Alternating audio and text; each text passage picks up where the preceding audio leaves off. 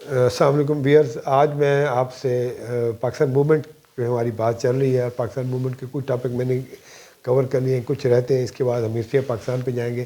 تو آج میں آپ سے بات کروں گا نہرو رپورٹ پہ، اور نہرو رپورٹ کے حوالے سے میں بیک گراؤنڈ اس کا بتا دوں کہ ہندوستان میں ہر 10 سال کے بعد اصلاحات ہوتی تھیں یا ایکٹ آتا تھا. جیسے 1909 کا منٹو مارلے ریفارمز آئیں، پھر 1919 میں مانٹیگو چپسفورڈ ریفارمز آئیں. اب نیکسٹ اس کے لیے مسلمانوں اور ہندوؤں کے درمیان کچھ معاملات طے ہونے تھے کہ اگلے 10 سال کے لیے کون سی اصلاحات جاری کی جائے. اس حوالے سے بار بار کوئی اس میں مسلمان اور ہندو ایک اس پہ اکٹھے نہیں ہو رہے تھے. تو انگریزوں نے چیلنج دیا کہ آپ خود سے تو کچھ کرتے نہیں ہیں، چلیں ہم پھر ایک وفد بھیج دیتے ہیں جو ہندوستان کا دورہ کرے گا، اور ہندوستان کا دورہ کرنے کے بعد ریکمنڈیشن دے گا کہ ہندوستان کے لوگوں کو کس قسم کی نیکسٹ جو ہے ریفارم چاہیے. تو اس حوالے سے سائمن کمیشن ہندوستان میں 1927 میں آیا، جو 6 ارکان پر مشتمل تھا. سر جان سائمن اس کے لیڈر تھے. تو سارے کے سارے 6 کے 6 اس میں گورے شامل تھے. تو کانگریس اور جو ہندوؤں کی پارٹی تھی اور مسلم لیگ جو مسلمانوں کی پارٹی تھی، انہوں نے بمبئی ایئرپورٹ پر سیاہ جھنڈیوں سے ان کا احتجاج کی، استقبال کیا کہ سائمن کمیشن میں سارے لوگ وہاں کے شامل ہیں، مقامی لوگوں کو نمائندگی نہیں گئی، ہمارے مسائل ہم بہتر طریقے سے جانتے ہیں.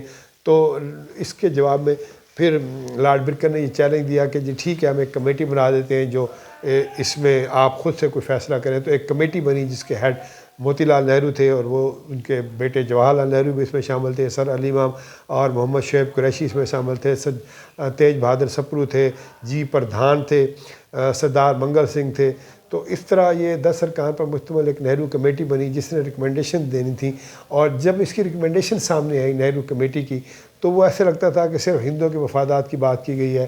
اسی لیے 2 مسلمانوں میں سے ایک نے کسی اجلاس میں شرکت نہیں کی، علی امام صاحب نے اور شعیب قریشی صاحب نے اختلافی نوٹ لکھا. اور جب اس کی رپورٹ منظر عام پر آئی تو بڑی ڈس اپوائنٹمنٹ ہوئی. مولانا محمد علی جوہر نے کہا کہ نہرو رپورٹ کا مقصد یہ ہے کہ خلقت خدا کی، ملک انگریز کا اور حکم ہندو محاسبہ کا، یہ وی آر نتھنگ. اس پہ قائد اعظم جناح نے کہا کہ دس از پارٹنگ آف دا وے، یہ راستوں کی جدائی کا وقت ہے. جب ان میں اس میں ترامیم کرانے کی کوشش کی جو بڑی معقول تھیں، وہ نہ مانی گئی، تو پھر قائد اعظم مایوس ہو گئے. انہوں نے اپنے مشہور و معروف 14 پوائنٹس دیے جو میگنا کارٹا کی حیثیت رکھتے ہیں پاکستان کی تحریک میں ہندوستان کی. اسی طرح میں سمجھتا ہوں کہ مولانا جوہر نے بڑا اچھا تبصرہ کیا تھا. مولانا شوکت علی نے کہا کہ مجھے جوانی میں شکار کرنے کا شوق تھا، میں نے کسی شکاری کتے کو خرگوش کے ساتھ وہ سلوک کرتے ہوئے نہیں دیکھا. نہرو رپورٹ میں ہندوؤں نے مسلمانوں کے ساتھ کیا کہ ہر وہ بات، یعنی مسلمان جداگانہ انتخاب کی بات کر رہے تھے، وہ نہ مانی گئی. 1/3 مسلمانوں کی ریشو تھی کہ جی they should have been given the separate electorate and representation in the constituent assembly by the ratio of 1/3، تو وہاں 1/4 کی بات کی گئی. مسلمانوں نے کہا کہ سندھ کو should be separated from Bombay, اور یہاں بات کی گئی کہ Sindh should be separated from Bombay, لیکن مالی طور پر وہ خود کفیل ہوگا. اور جو وفاقی نوعیت کے آئین کی تمام وہ باتیں جو مسلمان چاہ رہے تھے، جو بعد میں قائد اعظم نے امینڈمنٹ کرنے کی کوشش کی، پھر 14 اپنے پوائنٹس پیش کیے، تو وہ ساری باتیں ڈسکارڈ کی گئیں اور وہ باتیں کی گئیں جو ہندوؤں کے مفاد میں تھیں. اور اسی لیے یہ کہا جاتا ہے کہ نہرو رپورٹ آنے کے بعد 1 سال کے اندر اندر یہ دریا برد کر دی گئی، اس کو بہا دیا گیا، یہ ناکام ہو گئی. اور پھر مشہور و معروف 14 پوائنٹس قائد اعظم 1929 میں دیے.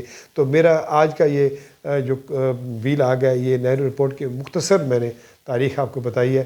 انشاءاللہ آئندہ آنے والے ٹائم میں اور اس قسم کی میں ویلاگ شیئر کرتا رہوں گا. آپ میرے چینل کو سبسکرائب کریں اور اس کو لائک کریں. Thank you very much.